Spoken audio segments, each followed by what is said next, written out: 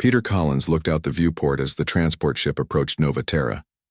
The colony planet grew larger by the second, its blue-green surface reminding him of Earth, though the continents were shaped differently. After 3 weeks in space, he was ready to feel solid ground beneath his feet again. "We'll be landing in 10 minutes, sir," said Olivia Martinez, his assistant. She stood beside him, tablet in hand. "Governor Wright will meet us at the spaceport." "Thank you, Olivia." Peter straightened his diplomatic uniform. At 43, he had served as an Earth diplomat for 15 years, but this was his first assignment to a frontier colony. Nova Terra was humanity's newest outpost, established just 5 years ago with a population of 20,000. The ship descended through wispy clouds until the colony came into view. From above, Nova Terra's main settlement looked like a perfect circle carved into the alien landscape, with buildings arranged in rings and sections like slices of a pie. Solar panels glinted in the sunlight along the perimeter. After landing, Peter and Olivia stepped onto the tarmac. The air smelled fresh but strange, with hints of unfamiliar plant life. A small welcoming party waited nearby, led by a tall woman with gray hair pulled back in a tight bun. "Diplomat Collins," the woman said, extending her hand. "I'm Governor Susan Wright. Welcome to Nova Terra." Peter shook her hand firmly. "Thank you, Governor. This is my assistant, Olivia Martinez." Governor Wright nodded to Olivia, then turned back to Peter. "I hope you'll forgive the simple welcome. We're a working colony, not a tourist destination." "No forgiveness needed," Peter said with a smile. "I'm here to work, not to be entertained." They walked toward a waiting vehicle, a rugged transport with 6 large wheels. As they drove through the settlement, Peter observed the colonists going about their daily tasks. Many wore practical jumpsuits with pockets and tools. Children played in designated areas while adults worked on construction, farming, or technical projects. "We've grown 30% in the last year alone," Governor Wright explained. "Earth keeps sending new colonists, but we need more resources and protection." Peter nodded. "That's partly why I'm here, to assess your needs and report back to the United Earth government." They arrived at the colony's administration building, a 3-story structure of concrete and steel. Inside, Governor Wright's office was simple but functional, with maps of the colony on the walls and a large desk covered in tablets and paper printouts. "Your inspection tour is scheduled for tomorrow morning," the governor said, handing Peter a tablet with the colony's recent reports.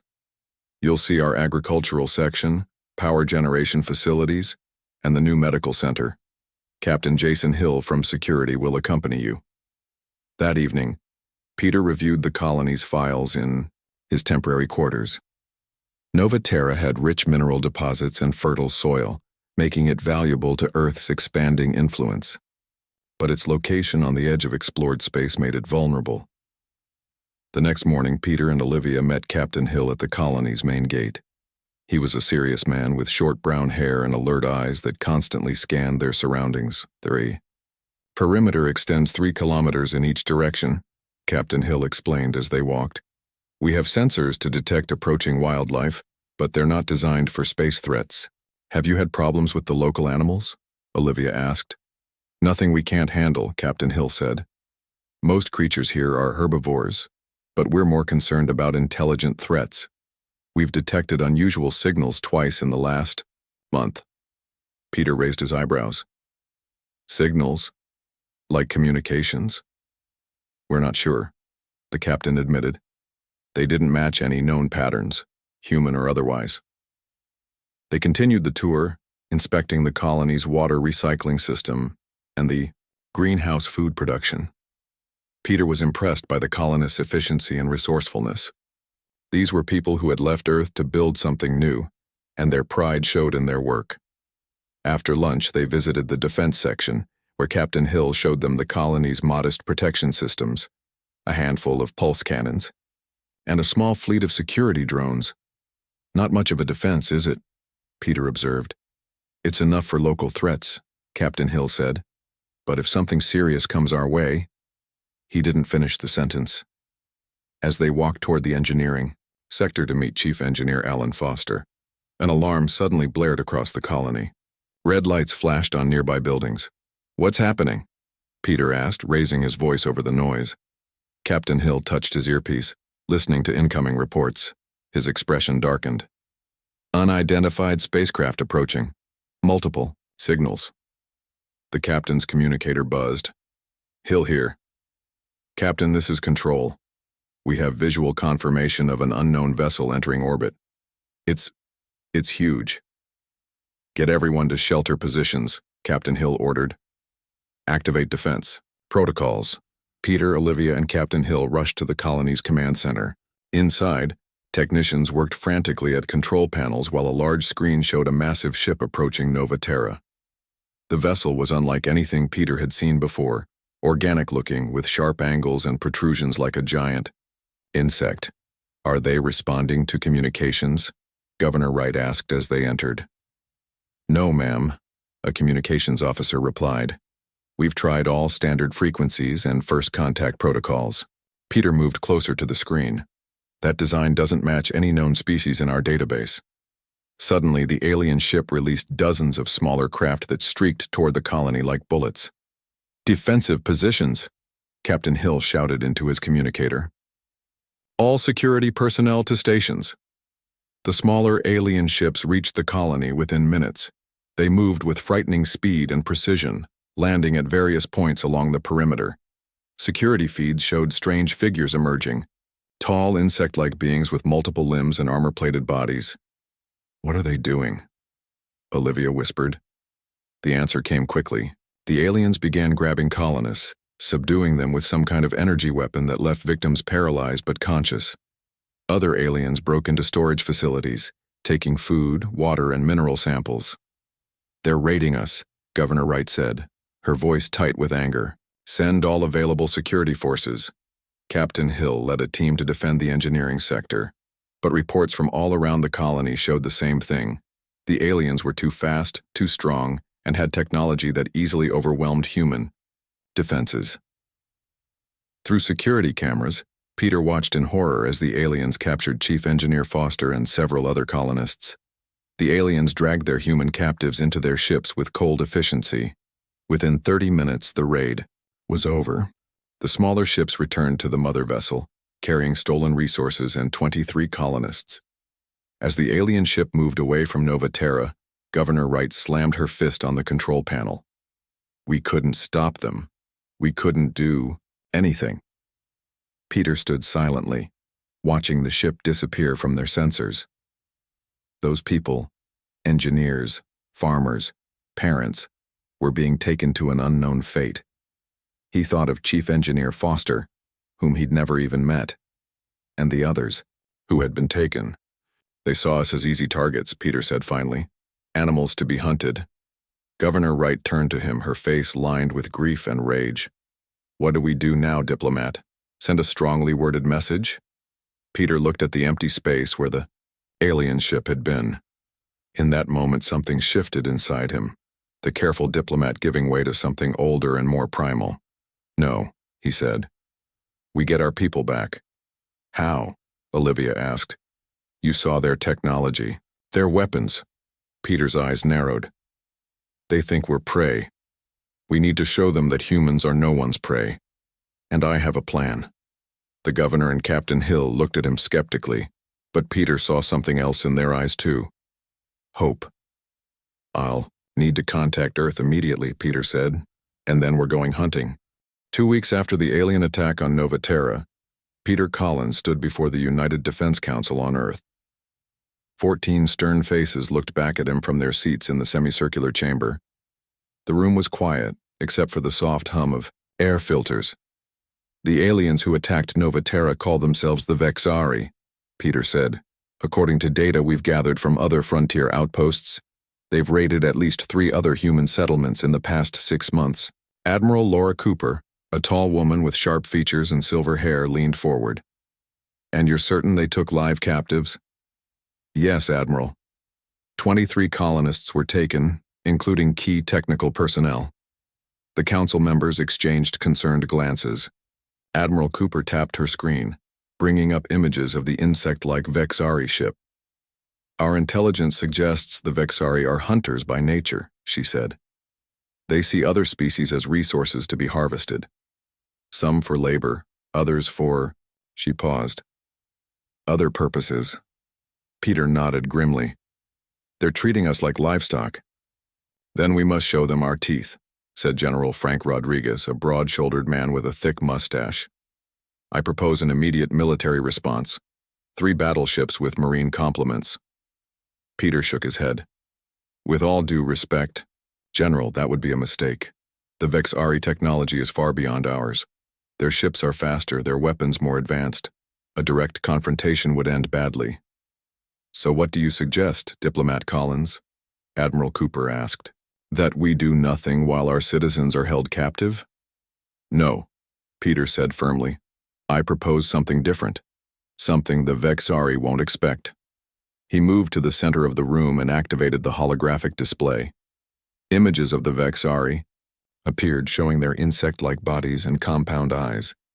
The Vexari are predators. They understand strength, hierarchy, and fear. So instead of fighting them with ships and guns, we fight them with psychology. General Rodriguez snorted. You want to talk the bugs to death? I want to infiltrate their ship, Peter said, ignoring the general's tone.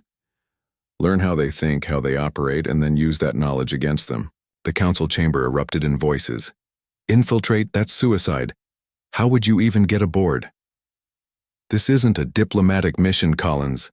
Admiral Cooper raised her hand for silence. Explain your plan, Diplomat. Peter took a deep breath. Before I became a diplomat, I specialized in psychological operations during the Mars Rebellion. I understand how to manipulate perception and behavior. This quieted the room.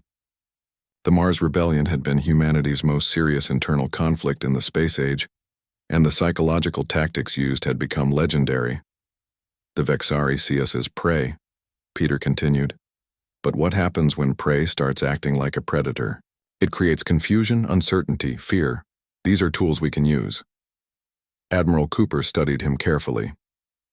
You're proposing to let yourself be captured.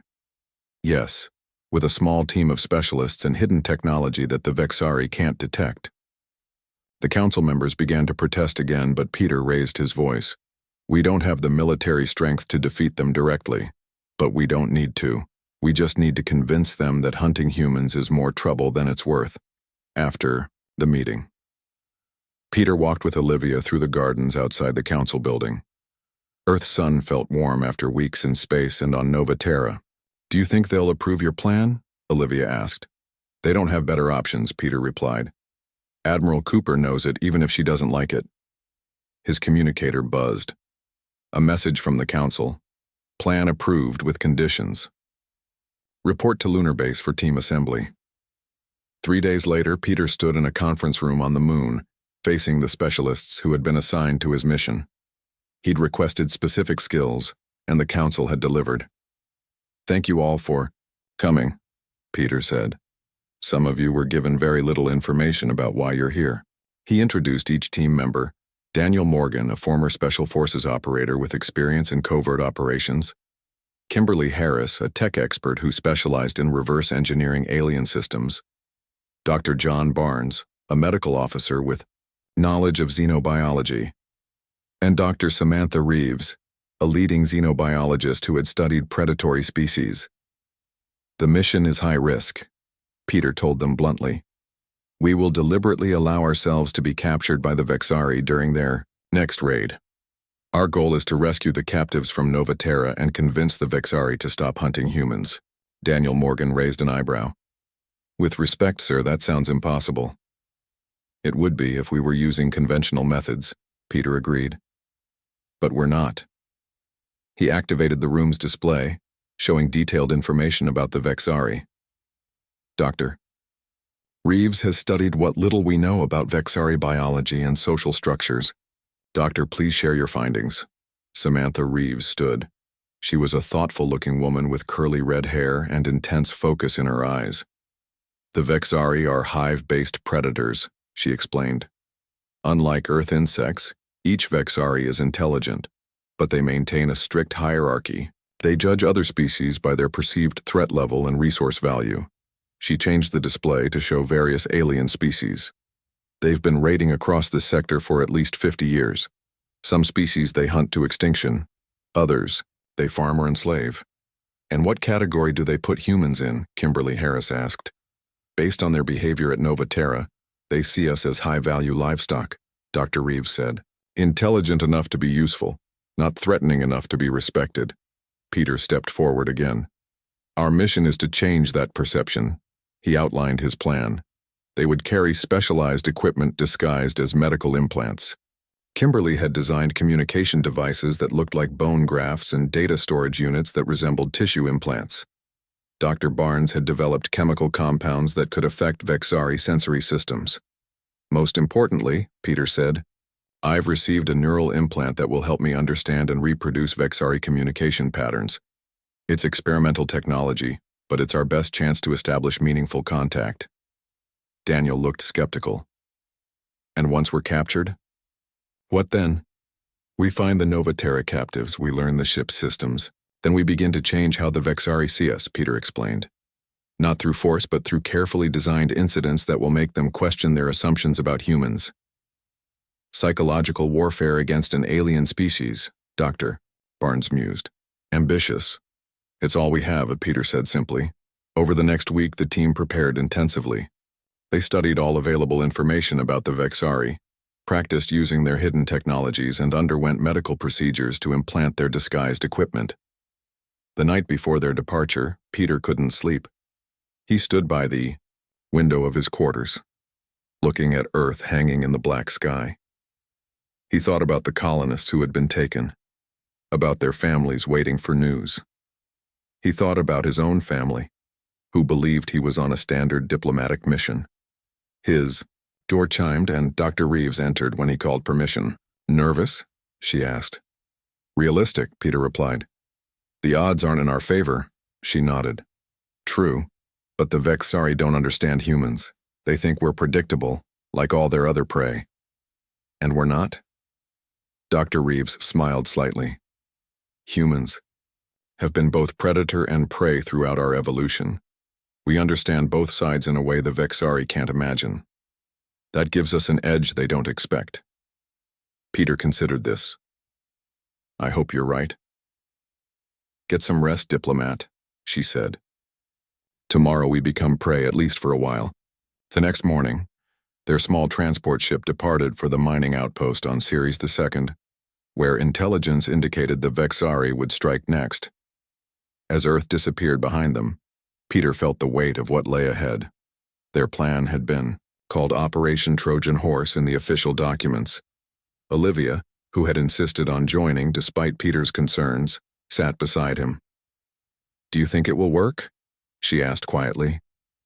It has to, Peter said, because humans are no one's prey. The mining outpost on Ceres Tech was smaller than Nova Terra, with only 5,000 residents. Most were miners who worked the asteroid's rich veins of rare minerals. Peter and his team arrived posing as safety inspectors, their true mission, known only to the outpost's security chief. They had been on Ceres 2 for just 3 days when the sensors detected an approaching ship. It's them, Olivia said, looking at the data on her tablet. Same signature as the ship that attacked Nova Terra. Peter gathered his team in their temporary quarters. Remember the plan. When the raid begins, we stay visible but don't resist too much. We need to be taken, not killed. Daniel checked his concealed equipment one last time. And if things go wrong, then we improvise, Peter said simply.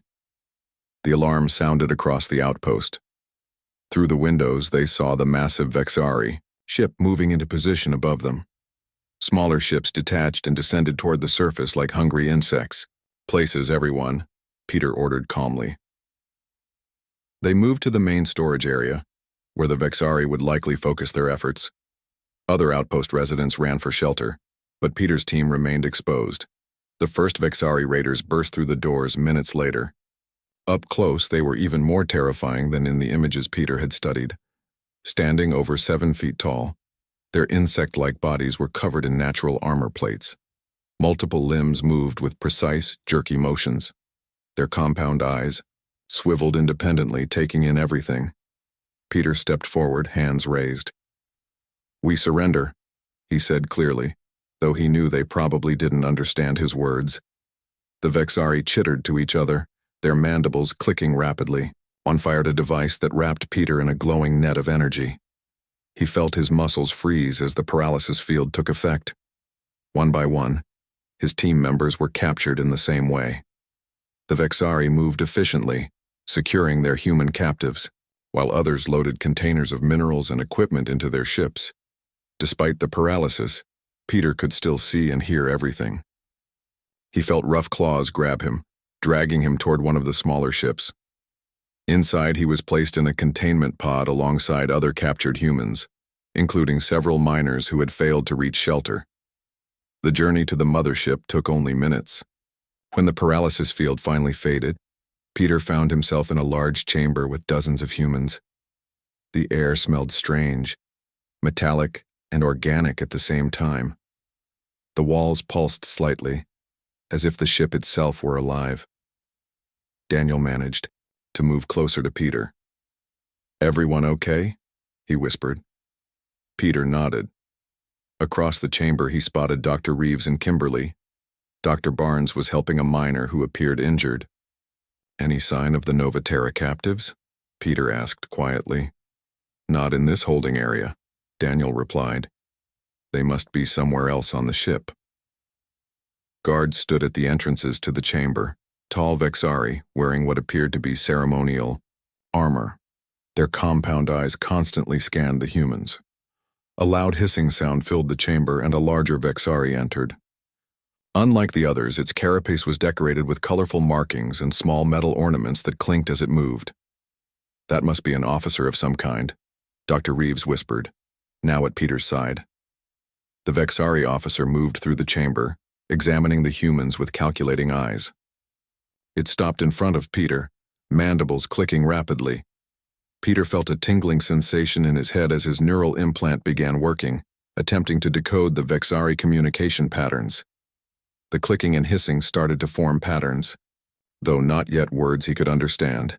The officer made a gesture and guards approached. They pulled Peter, Daniel, and several miners from the group. They were led through winding corridors deeper into the ship. Peter tried to memorize the route, noting distinctive features in the organic-looking walls. They arrived at a different chamber, where machinery hummed and blinked. Here, Peter saw the missing colonists from Novaterra. They were working under guard, connecting wires and moving components. Among them was Alan Foster, the chief engineer who had been taken during the first raid. The Vexari pushed Peter toward a workstation. One of them demonstrated a simple task, connecting colored wires to matching ports. The message was clear: work or be punished.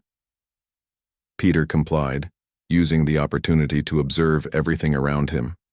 His neural implant continued processing the Vexari language, feeding translations directly into his mind. Slowly, patterns emerged from the clicking and hissing.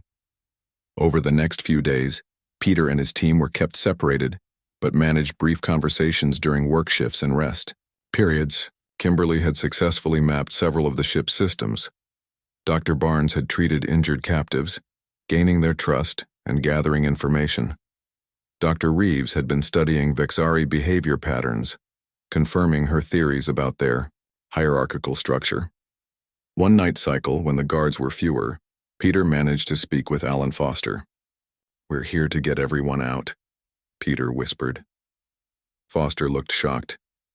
"You got yourselves captured on purpose?" "Yes, but we need information. What have you learned about the Vexari?" Foster leaned closer. "They're taking us to their home system. They use captives for labor, research, and..." He hesitated. "And food?" Peter nodded grimly. "What about their hierarchy? Who's in charge?" "They call him the Hunt Master," Foster said. "Krathzex. We've only seen him once. He inspects the new catches. The one who runs this section is called Shez Tik. The workers fear him." "Good. That's helpful," Peter said. "Now listen carefully. Strange things are going to start happening. When they do, act confused but don't reveal anything." Over the next few days, Peter's team began their plan. Small incidents occurred throughout the ship. Tools would disappear and reappear in different places.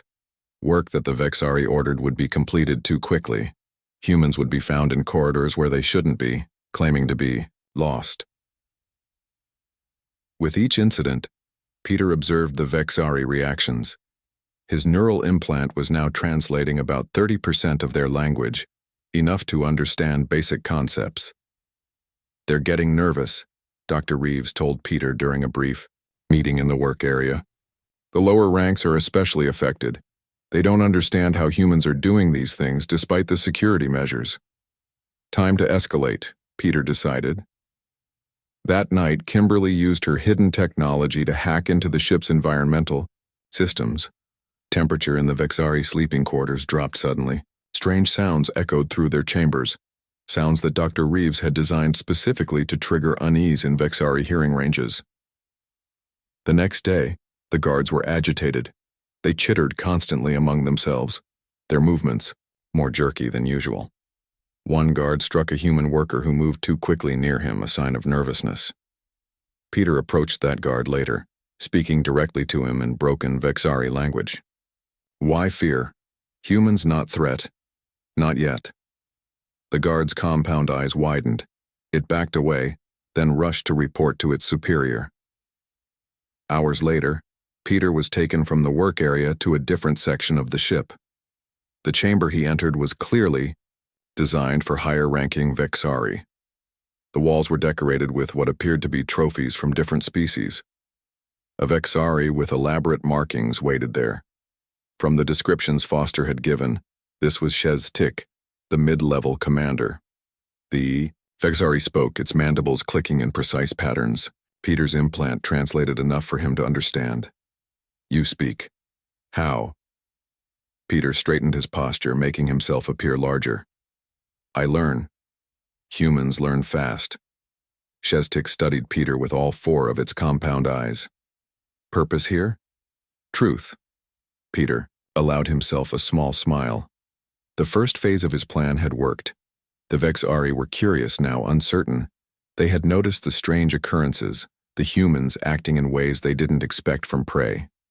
"To understand," Peter said in the Vexari language, "to meet, to talk about humans." Shez-Tik's mandibles clicked rapidly, a sound Peter now recognized as surprise. "Humans different," Peter continued. "Not like other prey. You should know truth." The Vexari commander leaned forward. "Truth? What truth?" Peter met the alien's gaze steadily.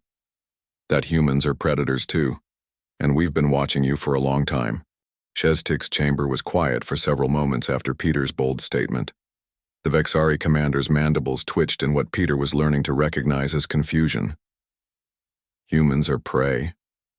Shez-Tik finally clicked. "Weak bodies. No natural weapons." Peter smiled slightly. "Appearances deceive. Our greatest weapons are invisible." His neural implant was working better now, translating more of the Vexari language patterns. The alien words felt strange in his mouth, but he could communicate basic ideas. "Show proof," demanded Shez-Tik. "First a question," Peter countered. "Why do your workers fear humans now? What changed?" The Vexari commander shifted uncomfortably. Reports of strange incidents had clearly reached the higher ranks. Peter pressed his advantage. "Humans study, learn, adapt." He gestured around them. "Your ship, your systems. Already we understand." Shez-Tik's posture stiffened. "Impossible." "Yet happening," Peter replied. "You see us as prey. We see you as an interesting challenge." He could tell the Vexari was unsettled. Good. The psychological tactics were working. Now he needed to drive the point home. "I request to speak with other humans," Peter said, "to demonstrate." Shez-Tik considered this, then made a quick gesture to the guards. Minutes later, Daniel and Kimberly were brought into the chamber. "Show the commander what humans can do," Peter said to them in English. Daniel understood immediately. He and Kimberly began a demonstration they had prepared. Kimberly recited technical specifications of the Vexari ship that she had gathered from her covert analysis. Daniel described the guard rotation patterns and security weaknesses he had observed. The Vexari commander's reaction was immediate. Its body language showed alarm as it realized how much information the humans had gathered while supposedly under control. "You see?" Peter said, switching back to the Vexari language. "Humans watch, learn, plan." Sheztik clicked rapidly to a guard who left immediately. "You will meet Huntmaster," the commander decided. "Strange humans must be assessed." After Daniel and Kimberly were returned to the work area, Peter was escorted deeper into the ship. He focused on memorizing the route, noting the increasing signs of organic technology integrated into the structure. The walls pulsed with a lifelike rhythm, and strange symbols glowed on surfaces. The guards brought him to a large chamber unlike any he had seen before. Here, the organic nature of the ship was most evident. The ceiling arched high above, with tendrils of living material hanging down. The floor was slightly springy beneath his feet. At the center stood a massive Vexari. Nearly 9 feet tall, its carapace was deep red with elaborate gold and black markings. Trophies from dozens of species hung from its armor. Bones, scales, and other unrecognizable items. This was Huntmaster Krathzex, the leader of the vessel. Even without his neural implants translation, Peter could feel the authority radiating from the creature. "So," the Huntmaster's voice came as a deep, resonant clicking. "The speaking prey." Peter bowed slightly, a sign of respect but not submission. "Huntmaster, thank you for meeting with me." Krathzex circled Peter slowly, examining him from all angles. "Sheztik says you claim humans are predators." "We are," Peter confirmed, "but different from Vexari. We hunt with our minds first, the O." Huntmaster made a sound Peter's implant translated as skepticism. "Prey always claims special power when faced with death." "True," Peter acknowledged. "But prey don't do this." He began speaking in the Vexari language, describing their home world based on information Dr. Reeves had theorized. He named Vexari food sources, religious concepts, and hunting rituals, all educated guesses but delivered with absolute confidence. The Huntmaster froze. "How do you know these things?" "I told you," Peter said calmly. "Humans have been watching, learning." "Impossible," Krathzex insisted. "We would know of human ships in our territory." "Would you?" Peter asked. "Or are we better at hiding than you think?" It was a bluff, but one based on careful psychological assessment. Dr. Reeves had theorized that the Vexari, as apex predators on their world, would have deep instinctual fears about being hunted themselves. "All your raids on human colonies," Peter continued, "we allowed them to happen, to study how you operate." The Huntmaster's posture shifted, showing the first signs of genuine concern. "Why would prey allow itself to be taken?" "To learn about a potential threat," Peter explained, "or a potential ally." This clearly surprised the Huntmaster. "Ally? Prey does not ally with predator." "Humans are different," Peter insisted. "We respect strength. We can be predator or prey as needed." While this conversation was happening, Peter knew his team was implementing the next phase of their plan. Kimberly would be using her hidden technology to interfere with ship systems, creating failures that would seem like human sabotage. Dr. Reeves and Dr. Barnes would be spreading carefully crafted rumors among the captives, stories that would reach Vexari ears about human abilities.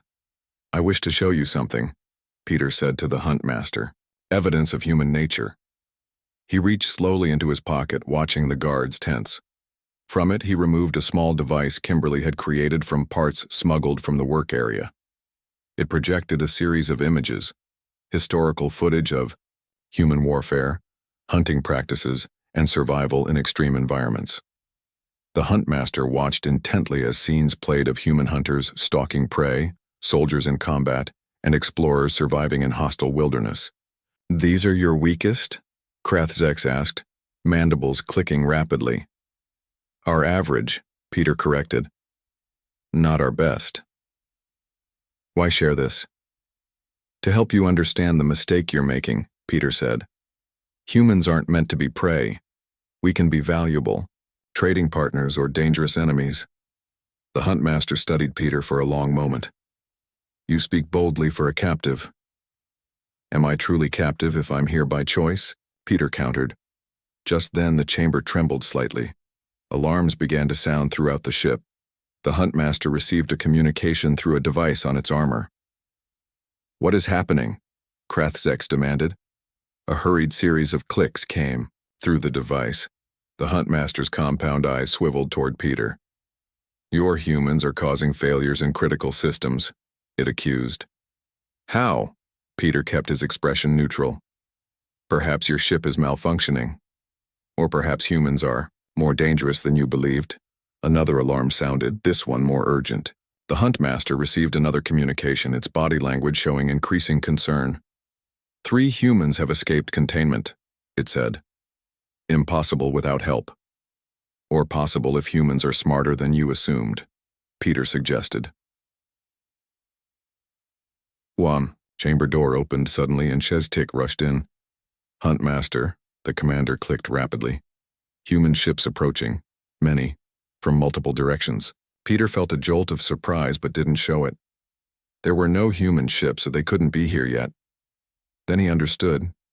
Kimberly had hacked into the Vexari sensors, creating phantom readings. Ah, Peter said calmly. The observation period is over. The real fleet has arrived. Krathzex turned to Peter, its posture now tense. Explain. As I said, Peter replied. We allowed your raids to study you. Now Earth has sent ships to recover what is ours. They cannot penetrate our defenses, the Huntmaster insisted, though with less confidence than before. Perhaps, Peter agreed, but they don't need to. The humans already inside your ship have been gathering information for weeks. We know your weaknesses. As if on cue, the lights in the chamber flickered. More alarms sounded. You face a choice, Huntmaster, Peter said. Fight and lose everything or negotiate with me now. Krathzex's mandibles clicked rapidly as it communicated with other Vexari. The ship shuddered again, more of Kimberly's sabotage taking effect. What do humans want? The Huntmaster finally asked. First, all human captives released unharmed, Peter said firmly. Second, an agreement that Vexari will never raid human territories again. And in return? We don't destroy your ship, Peter stated simply, and we share information about other species in this sector, prey that won't fight back. Krathzex studied Peter with all 4 of its compound eyes. You are not like other prey we have hunted. No, Peter agreed, because humans are no one's prey. Huntmaster Krathzex paced the chamber, its clawed feet clicking against the organic floor. The massive Vexari leader seemed torn between rage and confusion as the ship trembled again from another system failure. Your demands are clear, the Huntmaster finally said, but I require proof of these human ships before I release valuable resources. Peter had expected this. The bluff about human ships wouldn't hold forever without evidence. He needed something more convincing. Contact your other raiding vessels, Peter suggested calmly. Ask if they've encountered human warships recently. Krathzex stared at Peter with its compound eyes. How do you know of other vessels? I told you we've been watching the Vexari for some time. This was another calculated risk. Peter had no way of knowing if other Vexari ships had been destroyed, but the suggestion might plant doubt in the Huntmaster's mind. The Huntmaster made a series of rapid clicks into its communication device. While waiting for a response, it turned back to Peter. If you lie, all humans will be processed immediately. Peter understood the threat. Processed meant killed and consumed. No lies, Peter said with confidence he didn't entirely feel. Only facts you haven't accepted yet. A guard entered the chamber and approached the Huntmaster, chittering urgently. Peter's neural implant caught fragments. No response from Hunting Group 3, silence from outpost near human territory. Pure luck, or perhaps some human ships really had encountered Vexari raiders elsewhere. Either way, it strengthened Peter's position. As you see, Peter said, humans are responding to your aggression. The ship rocked more violently this time. Alarms blared with new urgency. Hull. Breach in lower sector, a Vexari voice announced through the communication system. Peter knew that would be Kimberly's work, creating sensor ghosts and false readings throughout the ship's systems. She wasn't actually damaging the ship. That would endanger everyone, by making the Vexari believe it was under attack. Time is running out, Huntmaster, Peter said. Your ship is compromised. Your other vessels are not responding. Make your decision. Krathzex chittered to several guards who hurried from the chamber. Show me these human ships, the Huntmaster demanded. Peter nodded. Take me to your command center. I will help you. Communicate with them. This was the riskiest part of the plan. There were no ships, but Peter needed the Huntmaster to believe there were. And he needed access to the ship's main systems. They moved through corridors filled with agitated Vexari warriors rushing to battle stations.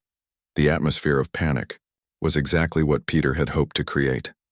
Predators were most vulnerable when confused and afraid. The command center was a large chamber filled with organic technology, screens that seemed to grow from the walls and control panels that responded to Vexari touch. Sensor displays showed multiple objects surrounding the Vexari vessel. Kimberly had done excellent work. The phantom ships appeared completely real on the Vexari sensors. Open communication, Peter requested. The Huntmaster gestured to a controller, who activated the communication system. Peter spoke in clear English. This is Diplomat Peter Collins to Earth Fleet. We are negotiating with the Vexari leadership. Hold position, but do not fire unless I give the signal. There was silence, as expected. Peter turned to the Huntmaster. They are waiting for my next communication. I've asked them not to attack while we talk. The Huntmaster's mandibles clicked rapidly, a sign of agitation Peter had learned to recognize. If humans have such ships, why allow raids at all? Krathzex asked. Peter had prepared for this question. To understand our enemy, to learn Vexari weaknesses, and to see if peaceful contact was possible. Peaceful? After we took your people? Humans prefer peace when possible, Peter said. War only when necessary. Right now we stand at the edge between those options. The ship shuddered again as another system failed. Warning lights flashed across control panels. Drive core instability detected, announced a Vexari controller, panic evident in its clicks. The Huntmaster turned to Peter. Your people inside my ship did this? Yes, Peter confirmed. A demonstration of what happens when humans are treated as prey. Just then, the chamber door opened. Daniel and Dr. Reeves entered, escorted by guards but walking with confidence. Behind them came Olivia, Kimberly, Dr. Barnes, and even Alan Foster from Novaterra. How did they escape containment? Krathzex demanded. They didn't escape, Peter said. Your guards brought them here on my request. This was not true, but the confusion among the Vexari was now so complete that none of the guards contradicted him. The psychological warfare had eroded the normal chain of command. What have you done to my ship? The Huntmaster asked, mandibles clicking frantically. Kimberly stepped forward. Your systems are compromised but can be restored, she said, her words translated by a small device she had built. We don't wish to destroy, only to demonstrate. Dr. Reeves added, humans and Vexari can both survive this encounter, Huntmaster. The choice is yours. Peter watched as the mighty Vexari leader's posture changed subtly. For the first time, it was regarding the humans as equals, or perhaps even as superior predators. Release all human captives, Krathzex finally ordered. Prepare transport vessels. Peter maintained his calm expression, though inside he felt a surge of triumph. A wise decision, Huntmaster. Within 2 hours, all human captives were gathered in the ship's launch bay. 3 Vexari transport vessels were prepared to take them back to Ceres descent. The Huntmaster personally oversaw the operation, its massive form towering over the proceedings. Before boarding, Peter had one final conversation with Krathzex. Doing what prevents humans from destroying us now? The Huntmaster asked. Our agreement, Peter said simply. Humans honor their word. And if we hunt humans again? Peter's expression hardened. Then there will be no more talks, only response. The Huntmaster studied Peter with all four of its compound eyes. Your species is unusual, not prey, not quite predator. Something different. Remember that, Peter advised. And tell others. As their transport pulled away from the massive Vexari ship, Peter watched through the viewport. Once they were safely away, Kimberly disabled the phantom ship signals and system failures she had created. Do you think they'll honor the agreement? Daniel asked, sitting beside Peter. They will, Peter said confidently. Predators respect strength. We showed them ours. The journey back to Ceres descent took only hours. When they landed, a real Earth fleet was waiting. 3 battleships that had arrived after receiving the outpost's distress call. Too late to fight, but just in time to reinforce the illusion Peter had created. Admiral Cooper met them at the landing pad. Your crazy plan actually worked, she said, sounding both impressed and relieved. All captives accounted for. Not just that, Peter replied. We've established a new understanding with the Vexari. They won't raid human colonies again. How? Can you be sure? Because we changed how they see us, Dr. Reeves explained. To them, humans are no longer prey. We're either dangerous predators or valuable allies. Either way, not worth the risk of hunting. In the weeks that followed, Peter debriefed the United Defense Council about the mission. A new diplomatic protocol was established for dealing with predatory species, based on the psychological tactics they had used with the Vexari. 6 months later, on Nova Terra, Peter stood with Governor Wright watching the colony's newest expansion. The settlement had grown, with new defenses and an early warning system. We've had reports of Vexari ships passing near our outer colonies, the governor said, but no attacks. They keep their distance now. Peter nodded. Good. We don't want, or just respect. Your diplomatic methods are unusual, Collins, Governor Wright observed with a hint of a smile. Sometimes the best diplomacy comes from understanding the other side's fears, Peter replied. The Vexari needed to learn a simple truth. What's that? Peter looked up at the stars, thinking of the message that was now spreading among the Vexari and other species throughout this sector of space. That humans are no one's prey.